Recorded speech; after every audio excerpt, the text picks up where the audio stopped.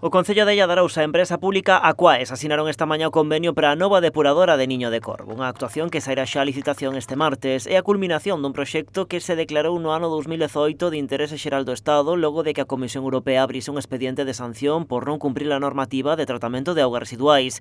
No 2019 o Ministerio de Transición Ecolóxica encargáballe esta obra a Aquaes, que agora viviu o impulso definitivo. Desde que llegó Luis a la alcaldía, él enseguida mostró, digamos, un ejercicio de responsabilidad respecto a este proyecto, dio ese paso adelante, hemos estado trabajando y ante la disposición que tenía Luis para afrontar este proyecto, lo que hicimos desde Aquaes fue buscar fondos europeos, porque esto lógicamente aligeraba el peso financiero desta infraestructura para el Concello. O alcalde insular celebra o anuncio da licitación, di que se trata dun proxecto clave para o municipio, en especial para os sectores que viven do mar. Hoxe firmamos un convenio dunha obra importantísima para o noso Concello.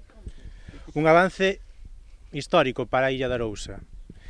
Non podemos olvidarnos que vivimos do mar, e nós, como o noso deber, como administracións, tanto o Goberno de España como a administración local, é coidar esas augas, coidar ese mar.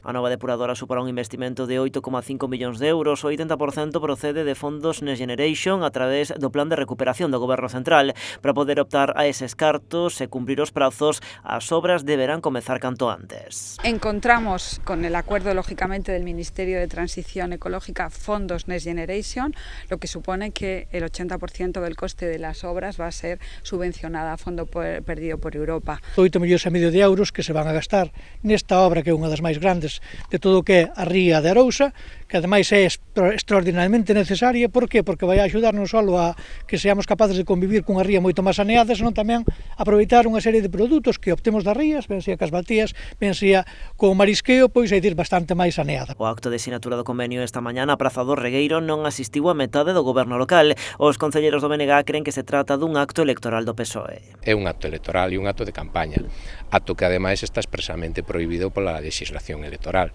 En campaña electoral non se poden inaugurar obras, nin proxectos, nin facer presentación dos mesmos, e iso é o que está facendo hoxe ali. Non entende así o alcalde socialista. Arosa di que hoxe todo o mundo era ben recibido na sinatura deste convenio. Están invitados tanto a oposición como a eles. O resto tendeixo que preguntar a eles, porque non están aquí. Invitados están todos, toda a corporación municipal. Ademais, o líder do BNG na illa e tenente alcalde cree que con este acto os socialistas non están cumprindo o pacto de goberno bipartito, porque lembra trátase dun asunto dunha área que xestiona o bloque. Di que eles non se meteron nunca nas súas competencias e que este incumprimento non axuda a que a relación sexa boa entre as dúas partes do bipartito.